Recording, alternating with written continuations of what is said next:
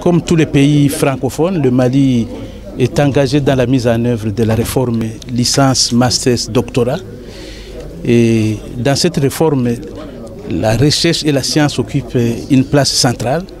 Et donc nous avons accompagné une délégation d'une trentaine d'universitaires maliens pour venir s'inspirer de l'expérience du Sénégal à travers l'Académie nationale des sciences et techniques, mais aussi à travers les écoles doctorales de l'université Cheikh Anta Diop que nous allons visiter à partir de cet après-midi.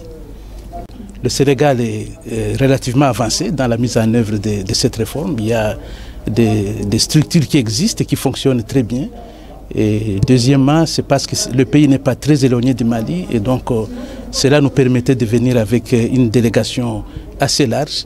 Et troisièmement, c'est beaucoup plus facile de nouer des relations de coopération avec le Sénégal. Et nous allons donc, dans le cadre du suivi de cette visite, inviter aussi les responsables des structures que nous aurons visitées, l'Académie, l'Autorité nationale d'assurance qualité et les écoles doctorales pour venir dans une session de restitution pour continuer à parler de leur expérience. Et je crois que c'est beaucoup plus efficace et durable. Où en est le Mali avec la réforme LMD? Est-ce que ce processus est mise en branle? Le processus a commencé, comme dans tous les pays, avec l'adoption d'une directive de l'UEMOA en 2007. Mais le processus a eu beaucoup de difficultés, notamment avec tous les problèmes politiques qui se sont posés au pays. Et nous croyons qu'à la fin de la transition au mois de juillet, le Mali sera, avec ces différentes visites, en meilleure position pour relancer le processus. Parce que je crois qu'aujourd'hui c'est inévitable.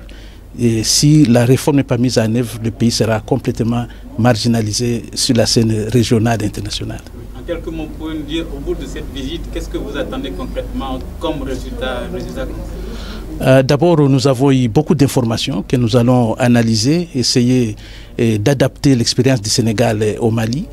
Et nous allons, comme je disais, faire une séance de restitution et convaincre aussi les politiques, le gouvernement pour apporter encore plus d'appui aux universitaires pour que le Mali puisse vraiment avancer rapidement dans cette réforme et pour pouvoir participer pleinement au niveau de la coopération régionale et internationale à travers notamment la mobilité académique.